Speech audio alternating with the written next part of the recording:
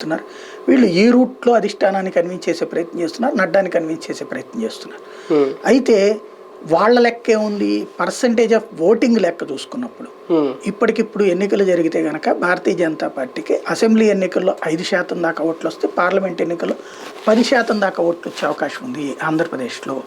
వాళ్ళ అంచనా ఇది. ఎందుకంటే మోడీ ఇంపాక్ట్ చాలా బలంగా ఉంది. Even YSR Congress party sympathisers కూడా తమ వాడి మీద నచ్చనప్పుడు మోడీకి వేయడానికి సిద్ధంగా ఉన్నారు, అంతేగాని తెలుగుదేశానికి వేయరు కదా. అట్లాగే తెలుగుదేశం పార్టీ సింపథైజర్ కూడా తమ వాడి గెలవడం అనుకున్నప్పుడు బీజేపీకి వేయడానికి సిద్ధంగా ఉన్నాడు, మోడీకి వేయడానికి సిద్ధంగా ఉన్నాడు, వైసీపీకి వేయడు కదా. కానీ ఆంధ్రప్రదేశ్లో భారతీయ జనతా పార్టీ సింగిల్గా బరిలోకి దిగితే సాహసం అవుతుందా, ప్రయోగం అవుతుందా, కేంద్రంలో అధికారంలోకి రావడానికి ప్రయోజనం అవుతుందా? కేంద్రంలో భారతీయ జనతా పార్టీ అధికారంలోకి రావడానికి అనేటువంటిది ఆంధ్ర నుంచి ఏ పెట్టుబడి లేదు ఈ దఫా. అట్లా కాకుండా నాశనం చేసుకున్నారు సొంత వాళ్లే. ఇప్పటికిప్పుడు అది ఉపయోగపడుతుందని నేను అనుకోను. కానీ పర్సంటేజ్ ఆఫ్ పోలింగ్ ఇంప్రూవ్ కావడానికి మాత్రం ఆంధ్రప్రదేశ్ నుంచి భారీ పర్సంటేజ్ పెరుగుతుంది. భవిష్యత్తులో భారతీయ జనతా పార్టీ సెటిల్ అవ్వడానికి ఇది మంచి సందర్భం.